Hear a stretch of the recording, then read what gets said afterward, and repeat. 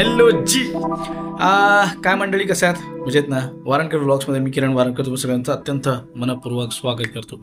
आणि एनर्जी भारी आहे कारण की गोप्रोमधून DJI Action 5 Pro या आपल्या नवीन कॅमेऱ्यामधून व्हिडिओ रेकॉर्ड करण्याची उत्सुकता जबरदस्त आहे. गेले काही दिवस त्याच्यावरती प्रयोग चालू आहेत.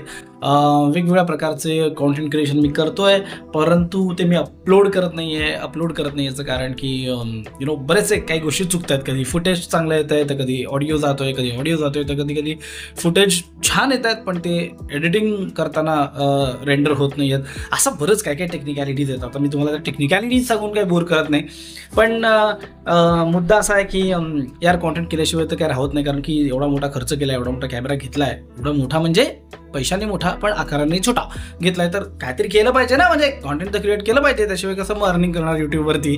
त्यामुळे मी आजचा हा व्हिडिओ बनवतो आणि फायनली हा मी अपलोड करायचा ठरवलेला आहे. अँड फायनली आता मी शिकलेलो आहे की कुठल्या रेझोल्युशनमध्ये करायचं किंवा काय करायचं हे सगळं आता मला कळलेलं आहे. त्यामुळे हा व्हिडिओ तर डेफिनेटली मी पोस्ट करणार. तर याच्यामध्ये मी तुम्हाला थोड्याशा टेक्निकॅलिटीजमध्ये सांगणार आहे, कारण की मान्य आहे काही लोकांसाठी कदाचित हा व्हिडिओ तेवढा टेक्निकली इंटरेस्टिंग वाटणार नाही काही लोकांना, पण बऱ्यापैकी मंडळी चॅनलवरती काही व्लॉगर्स आहेत, आपले मित्र आहेत, काही कॉन्टेंट क्रिएटर आहेत, तर त्यांच्यासाठी डेफिनेटली युजफुल होऊ शकतं. म्हणून मी मुद्दामच हा माहितीपूर्वक असा व्हिडिओ बनवतो. तर कालपासून मी ह्याच्या वेगवेगळ्या टेक्निकॅलिटीज बरोबर खेळत होतो. सो आत्तासुद्धा मी मुद्दामच या व्हिडिओमध्ये थोडा या व्हिडिओच्या टेक्निकॅलिटीबद्दल बोलतोय.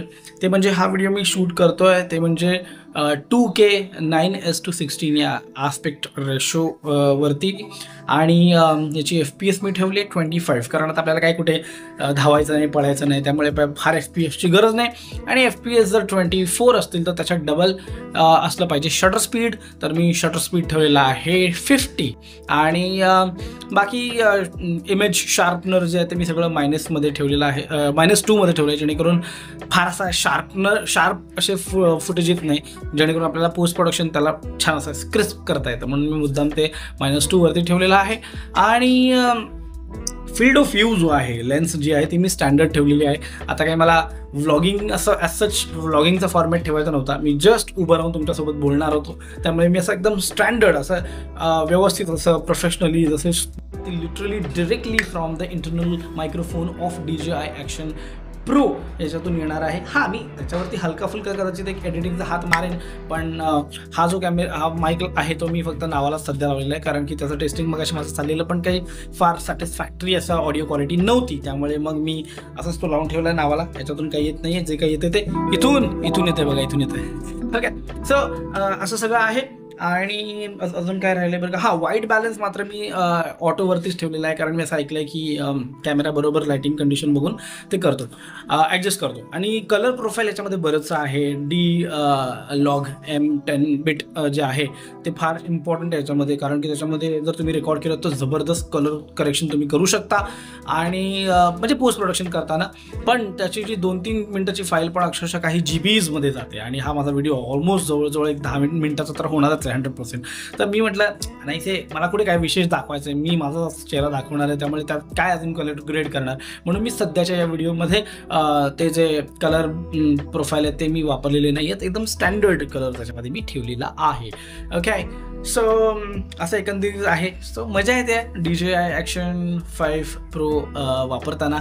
याआधीसुद्धा GoPro वापरताना खूप मजा आली होती. ॲक्शन कॅमेऱ्याची मजाच खरंच खूप भारी असते, एकदम रन अँड गन असतात. म्हणजे तुम्ही वेळ असेल तर ह्या प्रो मोडमध्ये थोडंफार खेळून चांगली फुटेज काढू शकता, पण तुमच्याकडे वेळ नसेल तर पटकन प्रो मोड ऑफ करा. आणि येस, तुम्हाला जर काही असं काही कॉन्टेंट शूट करायचं असेल तर यू आर गुड टू गो.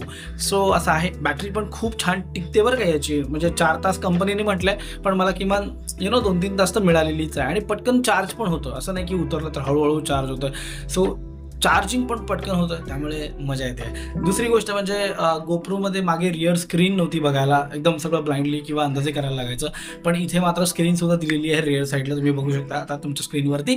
तर फक्त प्रॉब्लेम असा आहे ना की कधी कधी मग प्रश्न पडतो की स्क्रीनमध्ये बघायचं आपण बरोबर फ्रेममध्ये येतोय की नाही, किंवा मग लेन्समध्ये बघायचं. हा कधी कधी जरा थोडं कन्फ्युजन होतं. थंब रूल किंवा त्याचा मेन रूल असा असतो की लेन्सकडे बघायला पाहिजे, जेणेकरून लेन्समध्ये बघितलं तर डायरेक्टली थेट तुमच्या त्या तुमच्या स्क्रीनमधून, तुमच्या मोबाईल स्क्रीनमधून, तुमच्या लॅपटॉप स्क्रीनमधून थेट तुमच्या डोळ्यांमध्ये बघितल्यासारखं होतं ते.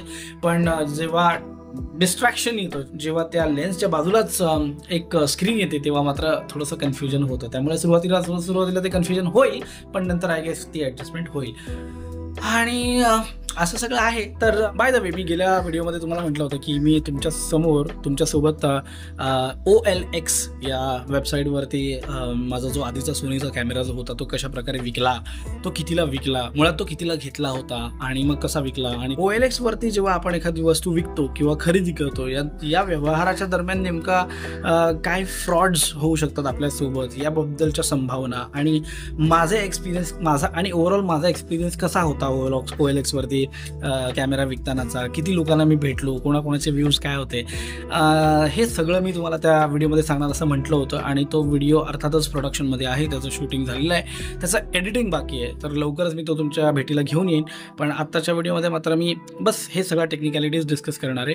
तर तो पण व्हिडिओ खूप इंटरेस्टिंग आहे, इन्फॉर्मेटिव्ह आहे बेसिकली. कारण या प्लॅटफॉर्मबद्दल जास्त कोणाला माहिती नसते. कारण जेव्हा आपली एखादी वस्तू विकायची म्हटली तर आपण जनरली फेसबुक किंवा मग इतर काही वेबसाईट्स आहेत त्यांच्याकडे जातो. OLXकडे जनरली लोक जात नाही. त्याच्यामध्ये पण काही पॅकेजेस वगैरे ते लोक प्रोव्हाइड करतात की तुम्ही अमुक पॅकेजेस घ्या जेणेकरून तुम्हाला जास्तीत जास्त लीड्स मिळतील. मग आपल्याला प्रश्न पडतो की त्या घ्याव्या की नाही वगैरे, पॅकेज परचेस करावं की नाही वगैरे वगैरे. सो ते पण त्याबद्दल सो त्यावरती सुद्धा मी त्या व्हिडिओमध्ये प्रकाश टाकणार आहे. सो त्या व्हिडिओमध्ये डेफिनेटली तुम्ही ते जरूर बघा. आणि त्यासाठी तुम्ही अर्थातच या व्हिडिओच्या निमित्ताने जर चॅनलवरती आला असाल तर प्लीज सबस्क्राईब करा यार, वारंकर व्लॉग्सला सबस्क्राईब करा आणि ती बेल आयकॉन जरूर प्रेस करा, त्याच्यामुळे तुम्हाला नोटिफिकेशन येत असतात. काय ना मित्रांनो, मी असं नोटीस केलं आहे की बरेच मंडळी वारंकर व्लॉग्सचे व्हिडिओज बघतात, एन्जॉय पण करतात, परंतु कुठेतरी सबस्क्राईब करायला त्यांचं राहून जातं आणि बेल आयकॉन प्रेस करायला राहून जाते. तुम्ही या नोटवरती जरा तुम्हाला रिमाइंडर देतो की प्लीज सबस्क्राईब करा आणि बेल आयकॉन प्रेस करा. ओके. आणि दुसरी महत्त्वाची अपडेट म्हणजे उद्या मी चाललो आहे बसून बोलूच्या 10व्या भागाचं चित्रीकरण करायला नाशिकला. तर आता नाशिकला सो आता बसून बोलूच्या 10व्या एपिसोडचे गेस्ट कोण असतील आणि नेमकं काय असणार आहे याबद्दल तर सध्या तरी मी लीक काय करत नाही. कारण की हे सगळं जरा थोडंसं काय म्हणतात त्याला, अधांतरी आहे. म्हणजे झाली आहे सगळी सेटिंग झालेली आहे, काही प्रॉब्लेम नाही आहे. पण या नवीन DJ ॲक्शन 5 Pro मी त्यांचं शूटिंग करणार आहे. त्यामुळे काय कुठे गडबड होऊ नये किंवा काय होऊ नये यासाठी मला जरा थोडी धाकधूक अजून मनामध्ये आहे. तर उगीच मी काय शेअर केलं आणि जर मी ते अचीव करू शकलो नाही तर परत मग तोंडघशी पडल्यासारखं होईल ना. त्यामुळे मी सध्या काही सांगत नाही आहे. पण आय टेल यू, खूप इंटरेस्टिंग होऊ शकतो हा एपिसोड असं मला वाटतं, जर आम्हाला सगळं काही नीट राहिलं तर.